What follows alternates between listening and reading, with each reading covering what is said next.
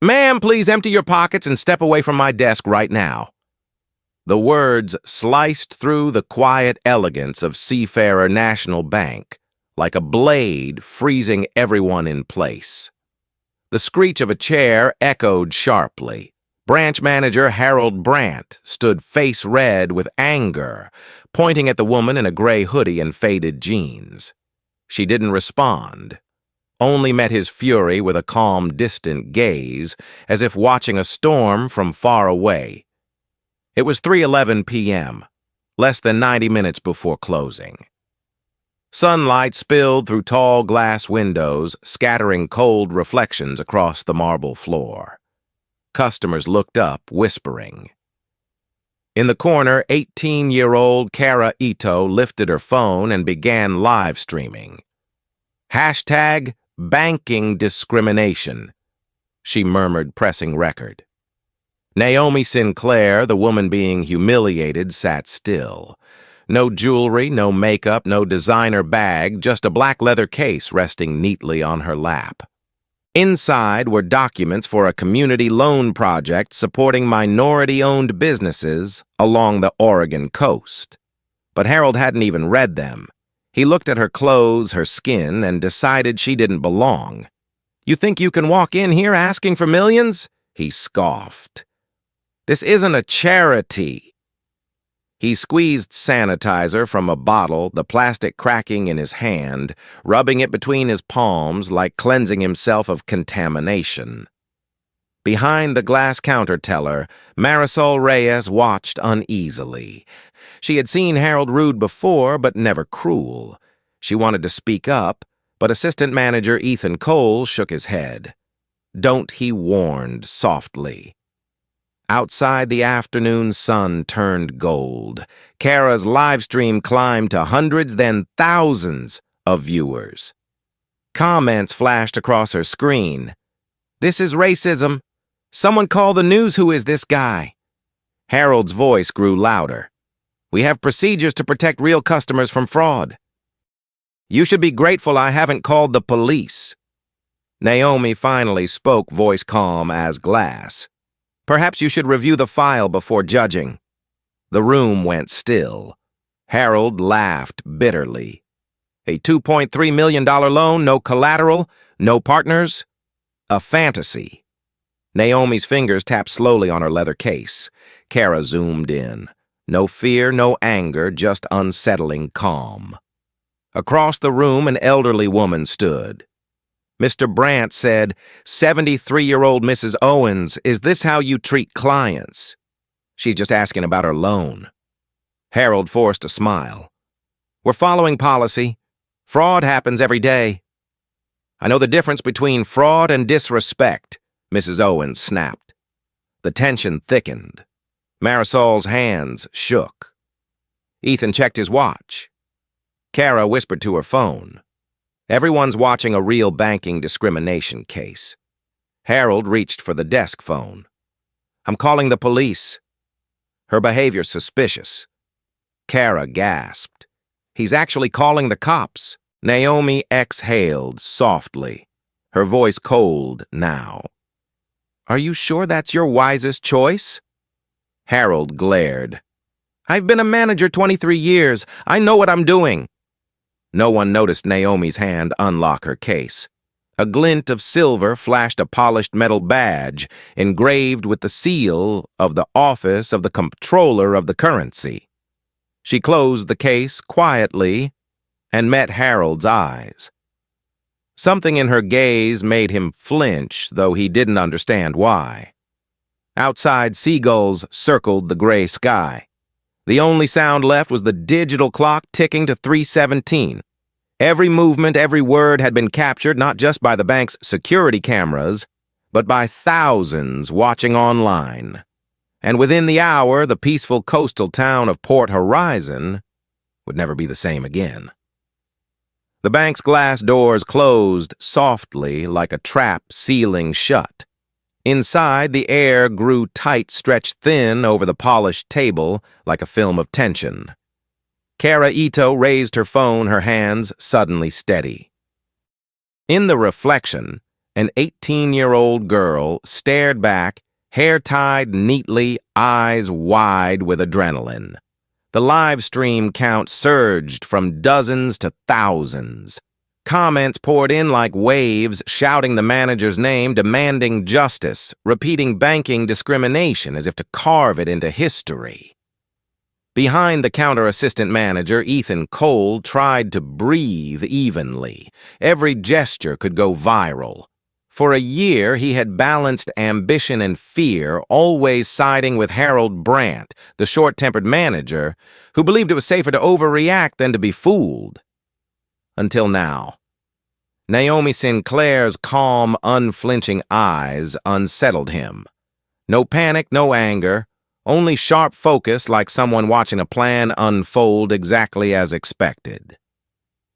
From the doorway, former Navy officer Miguel Alvarez sensed danger before a word was spoken. Explosions he knew began with silence like this. He looked at the security camera, then at Kara's phone. The future of the whole branch might be trapped inside that tiny screen. Harold tapped his pen on the desk and smiled thinly. To him, this was a performance, a woman pretending composure while hiding weak documents in her briefcase. 23 years of experience told him he could smell deception. He leaned forward, voice loud enough for everyone to hear. "We believe in transparency," he said. "No secrets, no deals behind closed doors." Naomi's voice was quiet, but steady. "Transparency is good, Mr. Brandt. But transparency is not humiliation." The words spread through the lobby like ripples on water. Harold froze for half a second, the only sign of a crack beneath his confidence. Marisol Reyes gripped the counter to keep her hands from trembling. She thought of the Samoan customer turned away last week over a missing document. She wanted to speak, but fear kept her silent.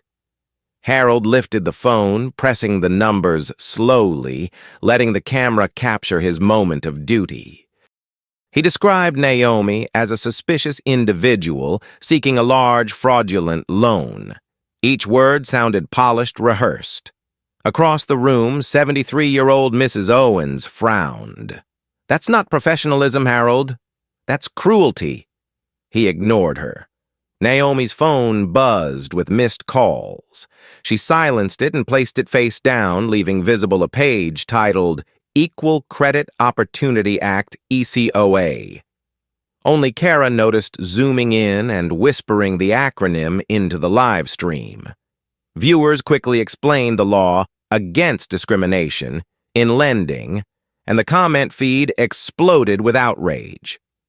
Naomi spoke again, her tone low but clear. "I asked to meet privately to preserve everyone's dignity. You refused. You wanted this to be public. So let's make it public." She opened her briefcase slightly, revealing financial records, liquidity certificates, and endorsement letters documents beyond the reach of ordinary applicants. The light caught the edge of a silver badge inside. Ethan felt the floor tilt beneath him. He wanted to calm things down, but his tongue stuck to the roof of his mouth. Miguel stepped closer, positioning himself to intervene if chaos erupted. He wasn't taking sides, just bracing for what was coming. The viewer count climbed higher. Comments shifted from anger to curiosity. Who was this woman? Some cited Justice Department cases on discrimination, others demanded the bank's name. Kara felt a chill. This wasn't just a confrontation, it was the start of something larger. Harold set the receiver down, adjusting his tie, his confidence returning. He looked into Kara's camera and smiled. "The police will arrive shortly," he said. "You can leave before it gets worse." He flipped through Naomi's documents, glanced once, then pushed them back. Naomi didn't move. "Mr. Brandt," she said evenly, "you're asking me to leave so you don't have to follow procedure. But fairness only matters when practiced, not preached." The final words sliced the air. Miguel felt a cold shiver. Mrs. Owens leaned forward. Marisol's fingers froze above her keyboard. Kara's camera stayed locked on Naomi's face, her eyes glowing with quiet certainty. The silver badge gleamed again as she closed her briefcase. She whispered softly, just loud enough for Kara's mic to catch. If they want transparency, we'll give them transparency. A distant siren rose outside, sharp and steady, signaling the beginning of a federal investigation no one in that lobby could have imagined. Police sirens wailed in the distance, growing closer by the second. Inside the bank, silence pressed against the walls, broken only by the heavy footsteps of Harold Brandt, pacing around his desk, his face red with a mix of tension and pride. He believed he'd just taught a foolish woman a lesson about reality where money wasn't meant for dreamers. What he didn't know was that thousands were watching him through their phones, recording every word, waiting for him to condemn himself. Naomi Sinclair sat still, one hand resting lightly on her leather briefcase. She no longer looked at Harold, but at the mirror reflecting every face in the lobby, the frightened teller, the uneasy assistant, the furious elderly woman, and the trembling girl holding her phone. Each face mirrored the same quiet complicity, the silence that allows injustice to endure. Kara Ito's hands no longer shook. Her live stream had passed 10,000 viewers. Comments poured in like a flood. Tag the news? This violates ECOA. Who is she? What began as curiosity had become evidence. She steadied the camera just as Harold lifted the phone. This is Seafarer National Bank, Port Horizon. He said, his tone clipped and deliberate. We have a suspicious, middle-aged black woman attempting to submit falsified loan documents and refusing to cooperate, requesting immediate assistance. The words black and falsified struck the air like blows. Naomi closed her eyes briefly, not in anger, but in control.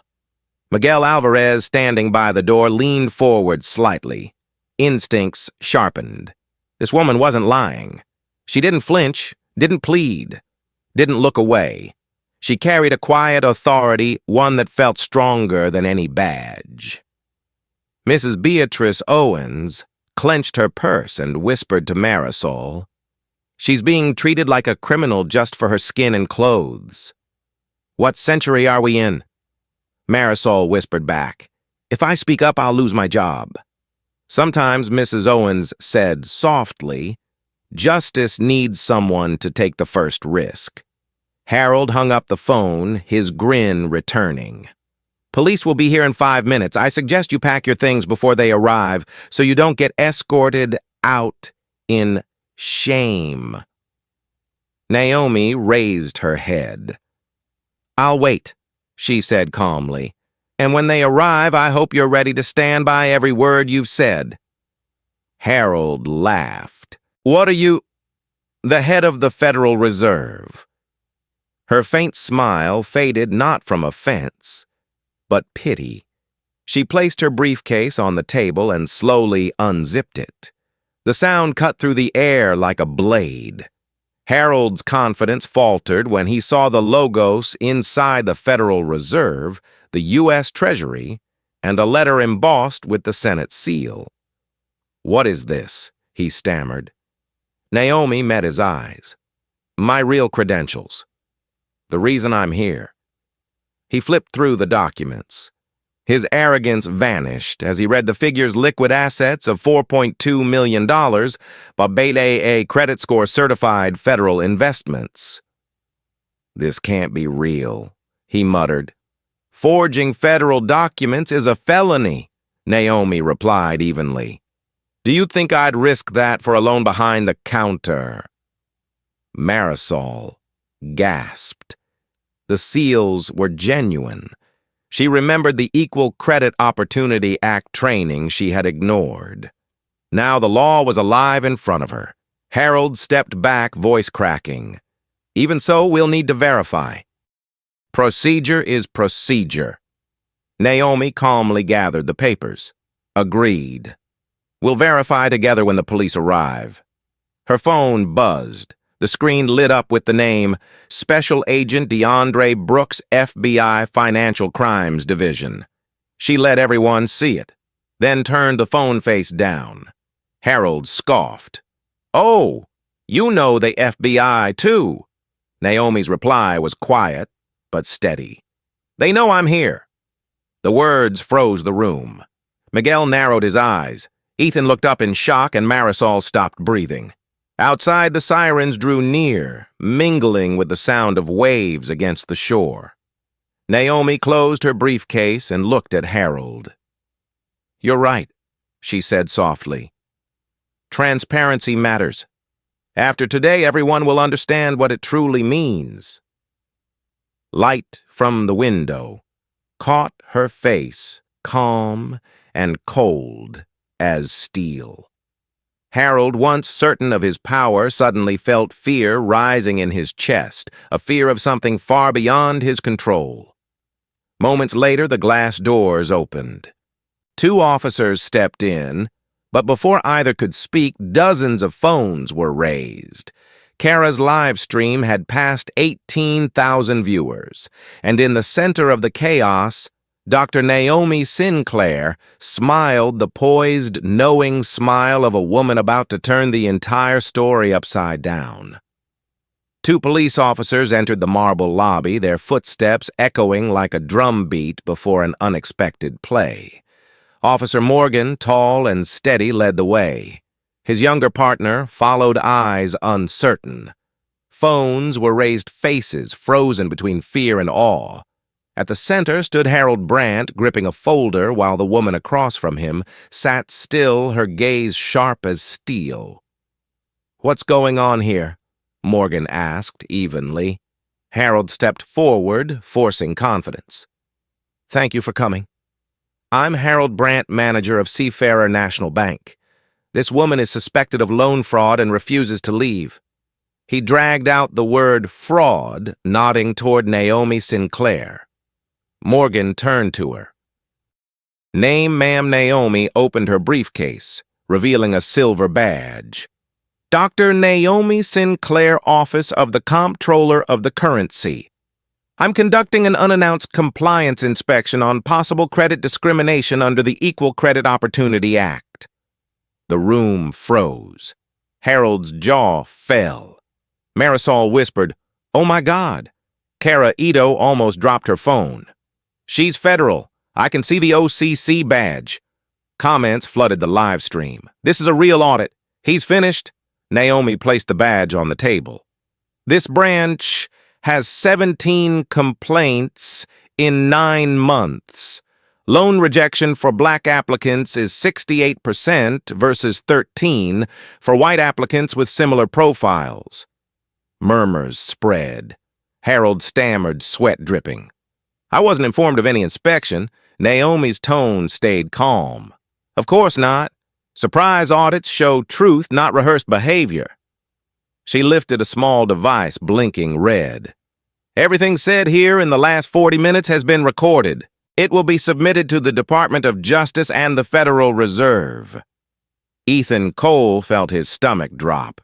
He remembered standing silent, doing nothing. Officer Morgan frowned. "Mr. Brandt, did you know she was federal when you called?" Harold stuttered. "She didn't identify herself." Naomi replied, "We're not required to. Your reaction proves exactly what we investigate: bias in credit systems." Mrs. Owens rose from her seat. "I saw how he treated her. I'll testify." Kara turned the camera toward her. The live stream hit 22,000 viewers. Harold's breathing quickened. "We'll need to verify your credentials," he said. Naomi's voice was soft but edged with steel. "Please do.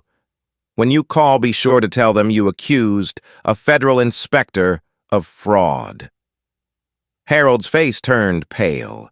Ethan blurted, "Did she really record everything?" Naomi looked at him. "In compliance, evidence is justice. Documentation defeats discrimination. Miguel Alvarez stepped forward. Ma'am, I'm sorry I didn't step in. I wanted to prevent conflict. You did right, Naomi replied simply. Then Harold's phone rang. The screen flashed Cynthia Park, president of Seafarer Bank. He answered, his voice trembling. Harold came the sharp voice.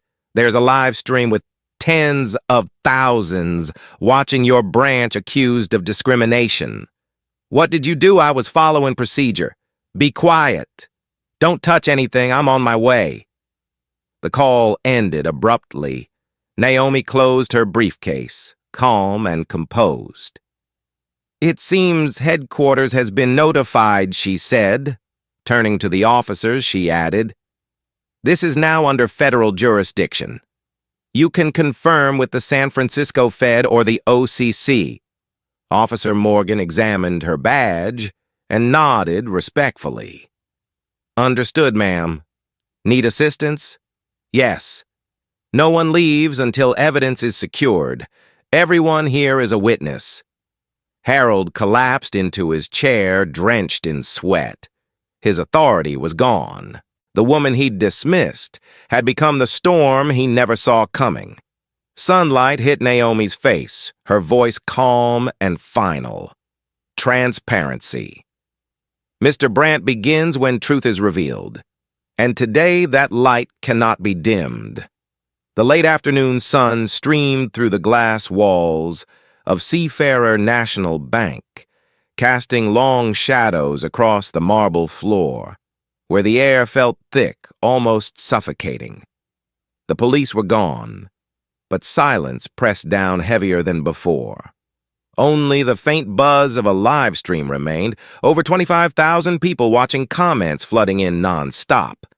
Harold Brandt sat stiff behind his desk shirt, damp with sweat, his mind spinning. The woman he had dismissed for her hoodie and quiet demeanor had turned out to be a federal inspector. Every word he'd said was now evidence.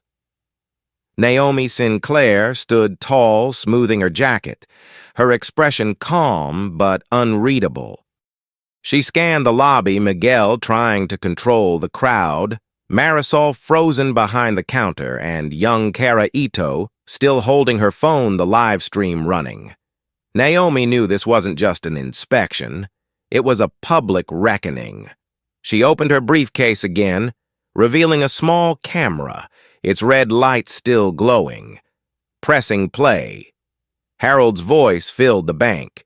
A woman like you can't borrow millions. Try a check-cashing place instead. His derisive laugh followed. The room froze. No one spoke. Mrs. Owens clenched her jaw. Miguel's fists tightened, and Marisol bowed her head. Ethan Cole felt his throat close, guilt-heavy as stone. Naomi stopped the recording, her voice firm but calm. I've worked in finance 17 years. Rarely do I see such a perfect example of systemic bias. Mr. Brandt, you violated the Equal Credit Opportunity Act and demonstrated open discrimination before witnesses and thousands online. Harold's voice cracked. I didn't know who you were. You set me up. Naomi's tone stayed level. No, Mr. Brandt.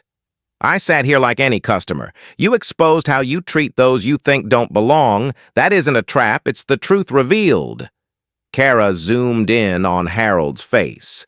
The live stream exploded. Proof of lending discrimination. He's finished documentation defeats discrimination.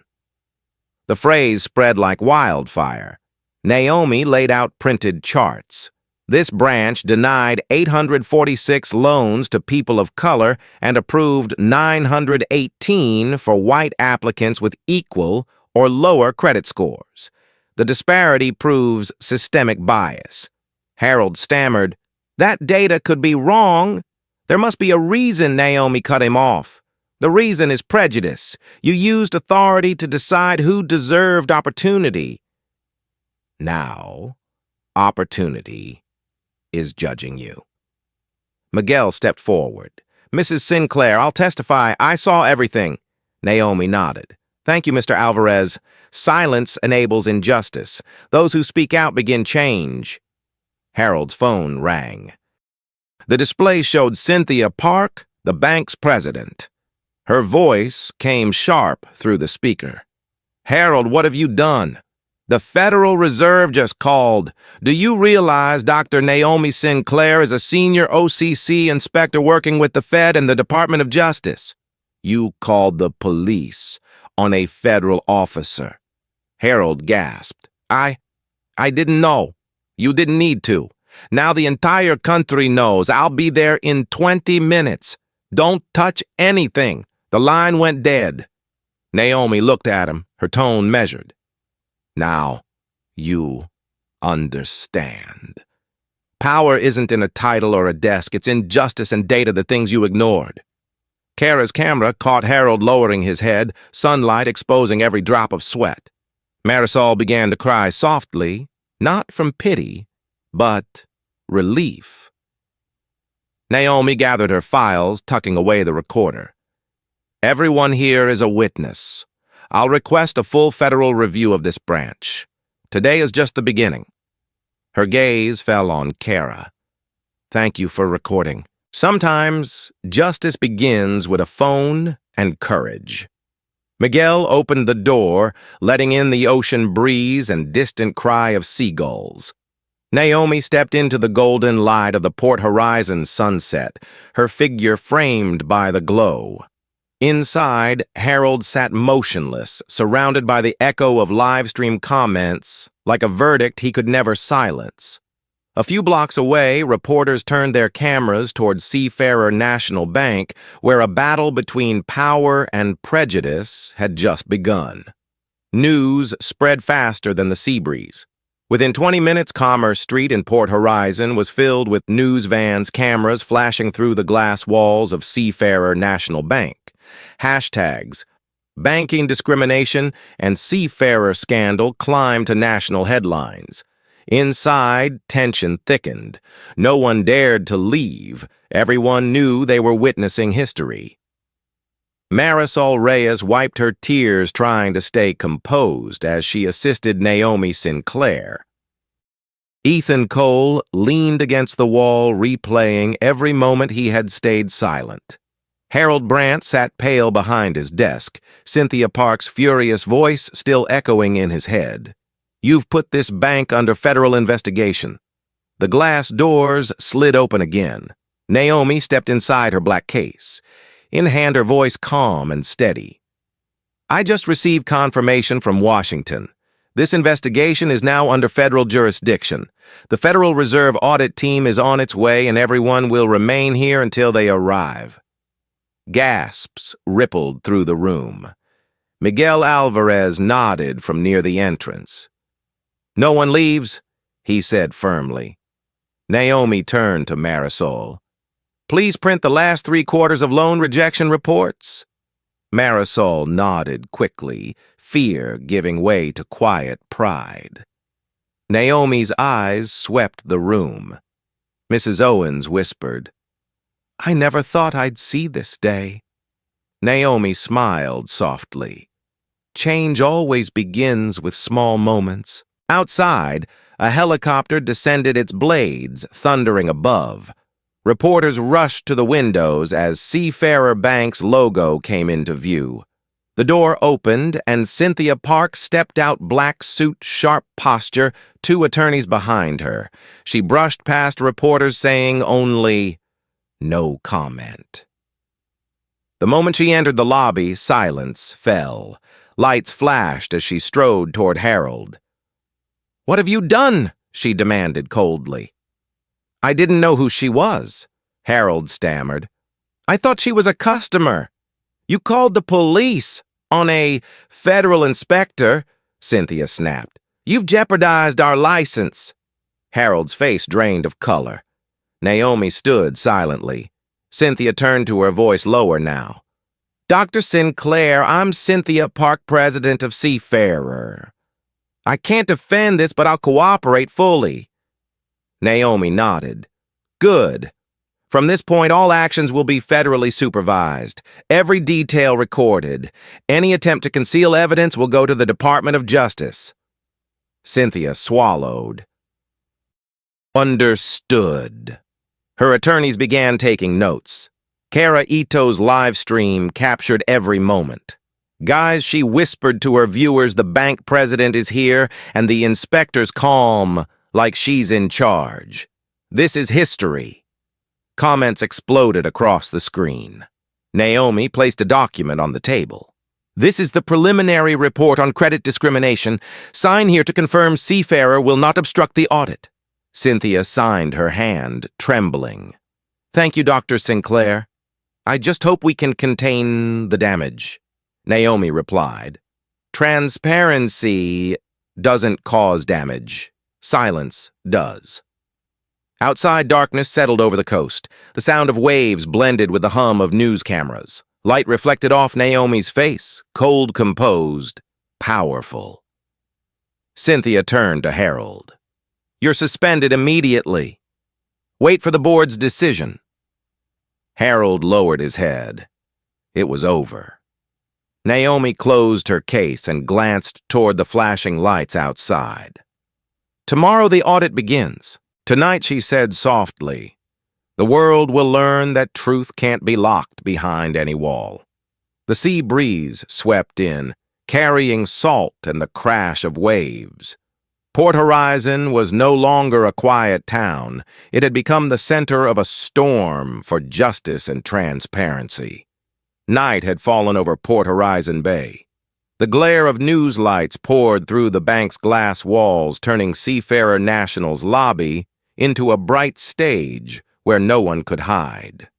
Harold Brandt sat alone in his office, hands trembling, his mind replaying the same words he had shouted hours ago now, broadcast across hundreds of channels. Every replay, every comment was another nail in the coffin of his 23-year career. In the lobby, Naomi Sinclair stood straight at the center of the room, her calm voice commanding attention. This branch is now under temporary supervision of the Office of the Comptroller of the Currency. Witness interviews begin tonight. She nodded to a team of 3 auditors from the Federal Reserve's San Francisco division, their badges gleaming under the lights. Miguel Alvarez watched from the door, unable to look away. He whispered to Marisol, if more people like her existed, I might believe in justice again. Marisol's voice shook. Maybe tonight it came back. Outside, a black SUV stopped. A tall man stepped out, the FBI emblem catching the light. Special Agent DeAndre Brooks, he announced, entering the lobby. The crowd fell silent. Naomi gave a faint smile. Right on time, Agent Brooks. I called you in. He nodded. The live stream has over 30,000 views. Federal prosecutors are watching live. He stopped before Harold. You called local police? Yes. Harold stammered. I thought it was fraud. Brooks's tone turned cold, and the fraudster was a federal inspector doing her job. Filing a false report on a federal officer is obstruction of justice under Title 18, Section 1505. The room murmured. Phones rose to record. Kara Ito whispered to her audience, they're citing the law. He could be charged. Naomi raised her hand. Agent Brooks, let's follow proper process. Reform matters more than punishment, but everything said and done here will go to the Department of Justice. Brooks nodded. Understood. Shall I start taking statements? Yes. Begin with staff on duty. Marisol stepped forward, voice trembling. I saw everything. I wanted to stop it, but was afraid of losing my job. Naomi's tone softened. You just stood up, Marisol.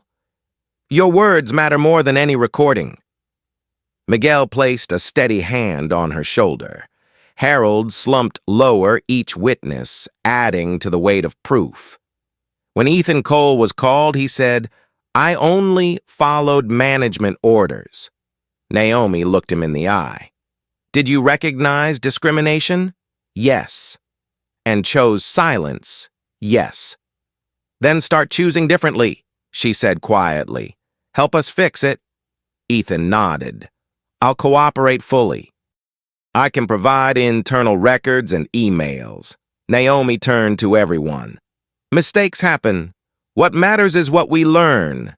Systems change when people change. The glass doors opened again. Cynthia Park entered with reporters and cameras flashing. She faced Naomi. Dr. Sinclair Washington just called. The Department of Justice will join the investigation. They need a preliminary report tonight. Naomi nodded. We'll begin immediately.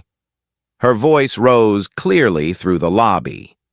From this moment, all data footage and audio belong to federal custody. No deletions or edits. Any interference will result in prosecution. Brooks opened his case, setting up scanners and drives to copy evidence. Naomi watched him work her mind, heavy. After countless investigations, few had revealed bias this clearly, a prejudice disguised as procedure. Outside, the wind from the bay grew colder. Kara ended her live stream, hands shaking. The video had already surpassed 1 million views. Comments flooded in. Justice begins with evidence. Documentation defeats. Discrimination. One phone can expose a system. Inside, Naomi closed her case and spoke softly but firmly. Tonight we witnessed more than a violation, we witnessed the start of reform. Tomorrow America will wake to see that fairness isn't a promise. It's an action. The news lights outside kept shining, reflecting on every face those who had stayed silent, those who had spoken, and the woman in a simple gray hoodie now rewriting history before their eyes. It was almost 9 o'clock at night. The glow from news trucks lit up the gray clouds and shimmered across the waters of Port Horizon Bay. Seafarer National Bank was no longer a quiet seaside branch. It was the center of a national storm. Inside, no one had left. Dozens of phones streamed live cameras capturing the woman in the gray hoodie standing under harsh white lights. Naomi Sinclair signed the final line of her report, her voice steady. Investigation start time. 3:11 p.m. Federal oversight declared 8:49 p.m. All data verified. At the far end of the table, Harold Brandt sat hollow-eyed, his hands trembling. Cynthia Park's words echoed coldly in his mind. You're suspended immediately. The federal authorities will decide your fate. Naomi set down her pen. Ms. Park, our next discussion will be public, no closed rooms, no private counsel. We need full transparency. Cynthia hesitated. Public with reporters watching Naomi's gaze was unwavering. Yes. If this began in public, it ends in public. That's real accountability. The room fell silent. Miguel Alvarez nodded with respect. Marisol's pulse quickened as she realized history was unfolding before her. Cynthia exhaled. All right, let's proceed. Naomi opened a folder marked with the OCC and Federal Reserve seals. This branch has violated 3 provisions of the Equal Credit Opportunity Act, racial bias in credit evaluation, obstruction of valid loan submissions, and calling law enforcement without evidence of fraud. These constitute civil rights violations under Title VIII. Her tone was calm, but each word hit like steel. Cynthia swallowed hard as reporters scribbled every line. You have 2 options, Naomi continued. 1, federal authorities freeze operations and pursue prosecution. 2, the bank submits to full federal oversight, complete access to all systems until compliance is restored. Cynthia asked quietly. You mean total oversight? Yes, Naomi said. Full compliance restructuring. And if you choose that path, Seafarer must create a community development fund of at least $5 million to support minority businesses. All denied applications from the past 2 years must be reviewed. A reporter called out Dr. Sinclair, "Is this similar to last year's East Coast cases?" "No," she replied. "This goes deeper. That was auditing. This is rebuilding." Harold spoke weakly. "I didn't mean to. I just followed procedure." Naomi didn't turn toward him. "Your procedure was built on bias, Mr. Brandt. When prejudice becomes policy, it's no longer a mistake. It's systemic failure." Cynthia's expression softened. For the first time, she seemed to see the truth she'd ignored. "If I agree, what else is required?" "Total transparency," Naomi said firmly. "All loan approval data rejection rates and customer feedback must be made public. Any employee found involved in discrimination will be permanently banned from the credit system." Silence hung in the air. Then came the sharp sound of a pen signing. Cynthia lowered it slowly. "Seafarer National Bank agrees." Kara Ito, still streaming, turned to her camera, her voice trembling. "She just made a national bank sign a public federal reform order. This is history." Comments flooded in. "Documentation defeats discrimination." She did what no one else dared. Justice in real time. Naomi closed the file and rose to her feet. "Thank you, Ms. Park. But this isn't the end. It's the beginning of accountability." Her gaze swept the room. "Tomorrow, when people read this story, I want them to know fairness isn't a gift. It's reclaimed through courage, through evidence, and through truth." Outside, the autumn wind carried the scent of salt and the sound of waves crashing against the shore. The camera lights framed Naomi in a halo of white. No one spoke, but in every face, Miguel, Marisol, Mrs. Owens, even Ethan, there was the same realization they had just witnessed real justice, not in theory, but in life. And as the waves rolled and cameras whirred, one message echoed through the night across America: truth does not fear the light. That night, Port Horizon didn't sleep. Cafes along the bay stayed open, their TVs flashing the same headline: "Federal investigation launched into credit discrimination at Seafarer National Bank." Live stream surpasses 2 million views. On social media, "Documentation defeats discrimination" became a nationwide slogan. Under the glow of harbor lights, people gathered in disbelief and excitement.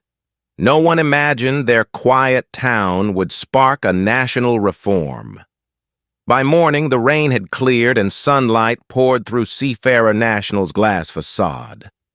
The bank reopened, but nothing was the same. A federal flag now waved outside. 2 Federal Reserve agents arrived with metal cases of data equipment. Naomi Sinclair entered calm and composed, wearing a white shirt and navy blazer instead of the hoodie from the night before. Her authority filled the room, and every employee stood. Miguel Alvarez greeted her respectfully. "Good morning, Dr. Sinclair." She smiled. "Good morning, Mr. Alvarez. Today, we begin for real."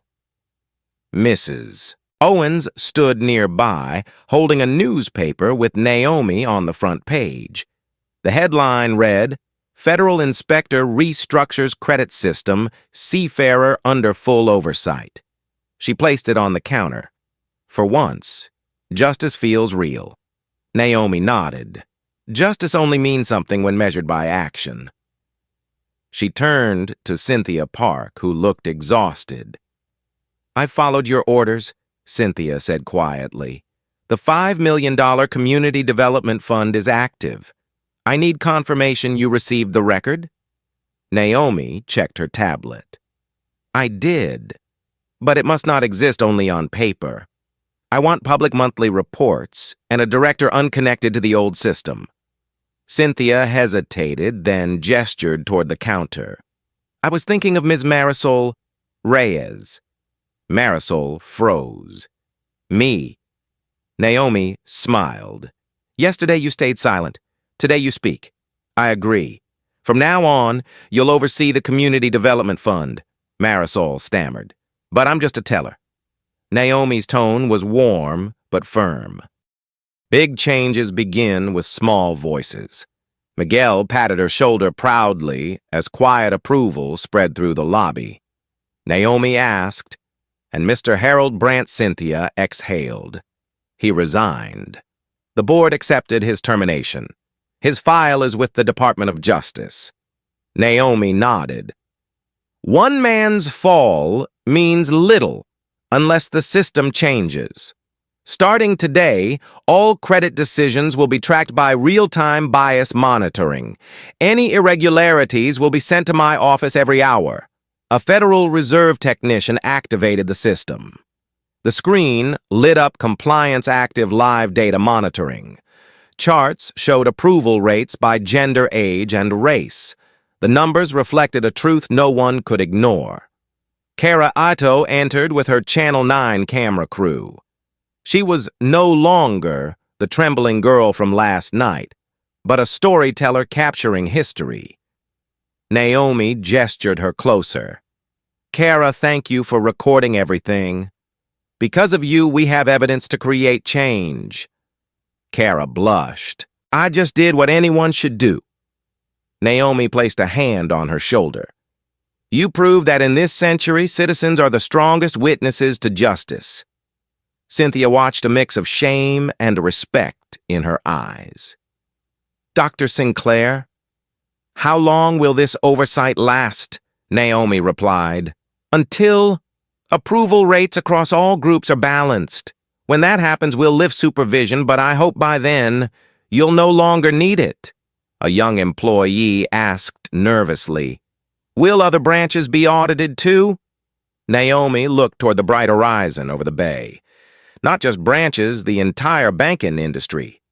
Port Horizon is only the beginning.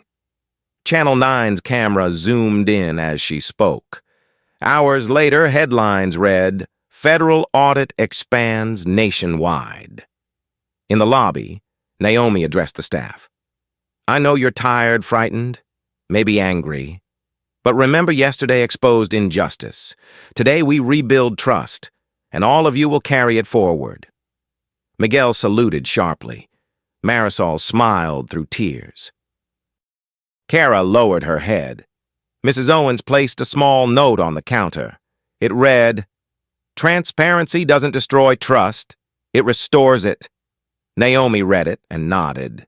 You're right, Mrs. Owens. Today, Port Horizon regained what matters most, faith. Outside, the sea was calm. The federal flag waved in the breeze. And in that moment, everyone knew they were witnessing not just an investigation, but the rebirth of justice, beginning in the smallest place of all. 6 weeks later, autumn arrived early in Port Horizon. The maple trees along the bay had turned red, and Seafarer National Bank now stood as a new symbol, not of privilege, but of change. Inside, the gray walls were gone, replaced by white, and a digital board displaying live credit data. Bold letters read, real-time bias monitoring linked to OCC and Federal Reserve. Behind the main counter stood Marisol Reyes, in a navy suit, her new nameplate reading Branch Manager. She smiled as she handed papers to a Samoan shipbuilder. Your loan is approved, she said. The community fund has granted you $300,000. The man's voice trembled. I never thought someone like me would be treated fairly here. Fairness isn't a privilege, Marisol replied. It's the new standard. Miguel Alvarez walked by his badge, marked Community Relations Coordinator. That's loan number 43, he said proudly. Marisol smiled. 43 businesses, 150 jobs. We've made the impossible possible. On the wall hung a photo of Dr. Naomi Sinclair with the quote, "Transparency doesn't destroy trust. It creates it." Kara Ito entered with her Channel 9 camera, now an intern instead of a student. Ms. Marisol, how does it feel to see Port Horizon become a national model? Marisol answered calmly, "We didn't try to be a model. We just did what should have been done long ago." Mrs. Beatrice Owens appeared near the door, elegant as ever. "I've banked here 41 years, she said into the camera, but only now do I truly feel like a customer." Applause filled the room. A short video played showing small business owners thanking the community fund as soft music blended with the sound of waves. "I heard Dr. Sinclair's getting promoted," Miguel whispered. "She deserves it." Marisol smiled, but she'd never say it. She saved the system. "No," Marisol replied, "she helped it see itself." The doors opened and Naomi Sinclair entered poised and calm after her meeting with the Federal Reserve. Everyone stood, but she raised a hand. "No ceremony.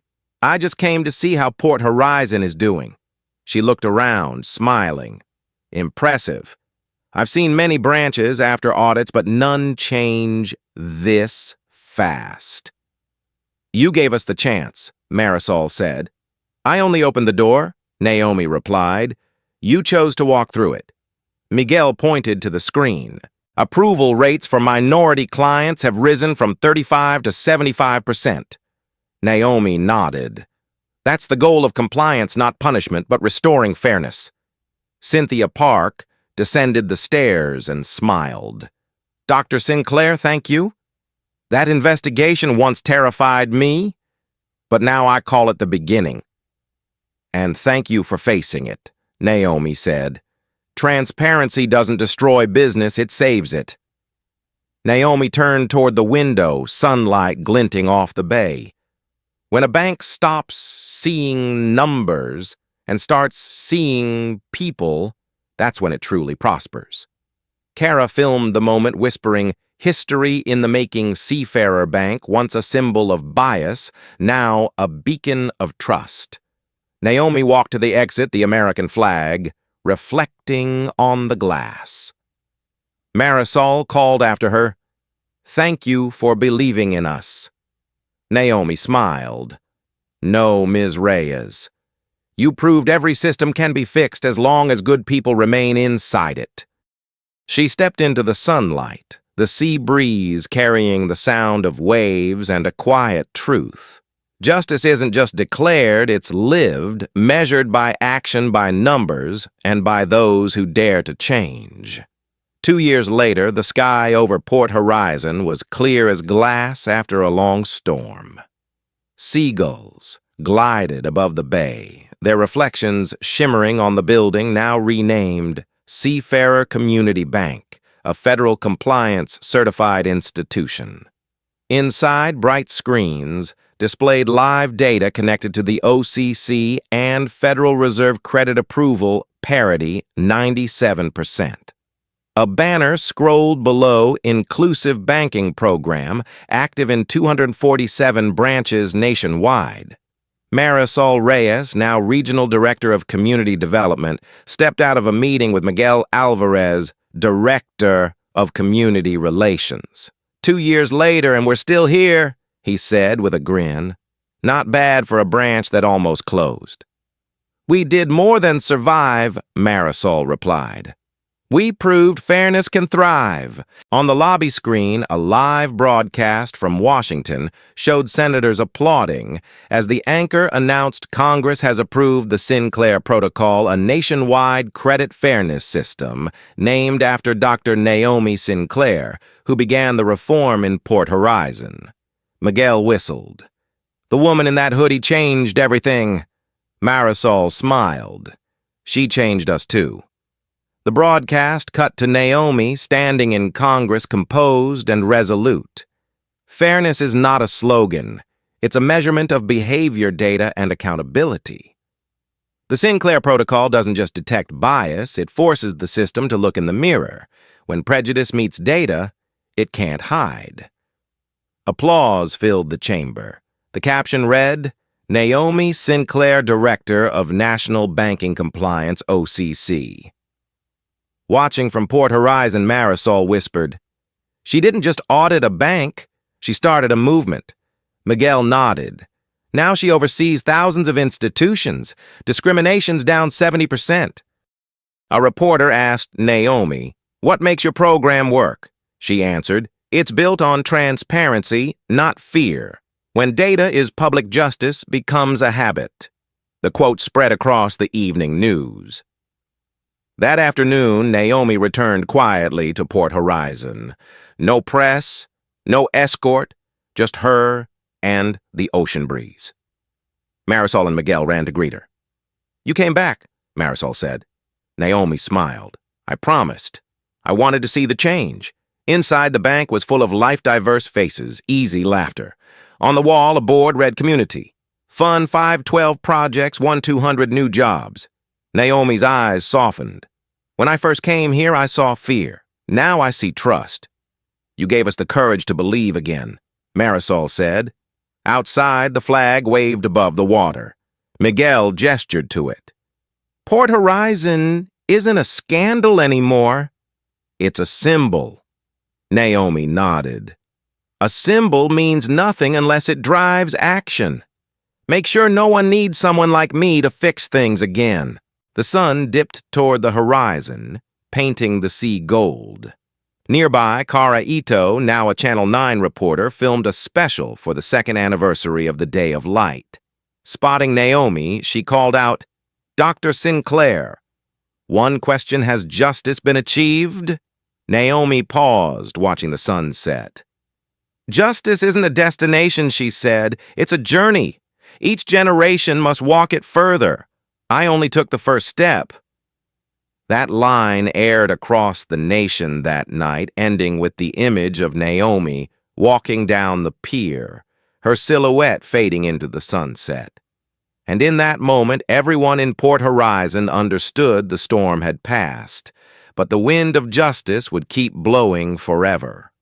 The morning breeze carried the scent of salt across Port Horizon, as sunlight glimmered on the glass walls of Seafarer Community Bank, once the center of a storm, now a symbol of trust. A group of high school students toured the branch, guided by Kara Ito, now a Channel 9 reporter. Standing before a large digital screen, she said proudly, "2 years ago, this was Oregon's biggest banking discrimination case, but one woman's courage changed everything." A boy asked, "Who was she?" Kara smiled. "Dr. Naomi Sinclair, the woman who proved that evidence and courage can defeat prejudice." Marisol Reyes appeared, now Regional Executive Director. Behind her, Mrs. Owens placed flowers before Naomi's portrait, which bore the words, "Transparency doesn't destroy power. It turns power into justice." Upstairs, a live conference discussed the Sinclair Protocol. Data showed banking discrimination down 67% and minority loan approvals up 89%. Miguel Alvarez, now national advisor, said, "We didn't just rebuild trust.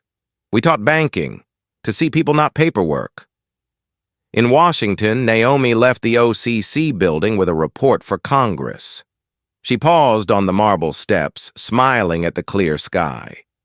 The committee chair's words echoed. "You showed fairness isn't an ideal, it's the foundation of stability." She didn't need recognition, only the hope that every customer and employee would be treated equally. Back in Port Horizon, a calm voice played over the speakers. "Welcome. Today marks 2 years since the Day of Light. Thank you for trusting Seafarer Community Bank, where transparency builds faith." Marisol watched a long line of customers. "Hard to believe this was once a place of discrimination," she said. Miguel smiled. Thanks to one woman who asked questions and those who listened. A young girl asked Ms. Reyes, "How can we change injustice like Dr. Sinclair did?" Marisol knelt smiling. "Record it. Speak up. Don't be afraid." Truth just needs one brave voice. Kara filmed and narrated softly. Dr. Naomi Sinclair's story isn't just about a bank, it's about people transparency and the belief that justice is real. The camera panned across the wall of honor from silence to transparency, from bias to fairness, from fear to courage. Below a plaque read, "Justice begins not in courts but in small actions when ordinary people choose to record, speak, and stand." Outside, the flag waved over the bay. The final scene showed Naomi in her Washington office, gazing out the window. On her desk sat a framed photo of Seafarer's staff on reopening day. She touched it gently and whispered, "Justice never ends. It continues through those who come after." Kara's voice closed the report. "Have you witnessed injustice? Tell your story, record it safely, and share it. Every truth and every voice is part of justice. If you believe light can drive out darkness, like, comment, and subscribe to share real stories where courage meets fairness." The screen faded to the sound of the ocean's sunlight dancing on the waves, proof that justice lives not in words, but in action and belief.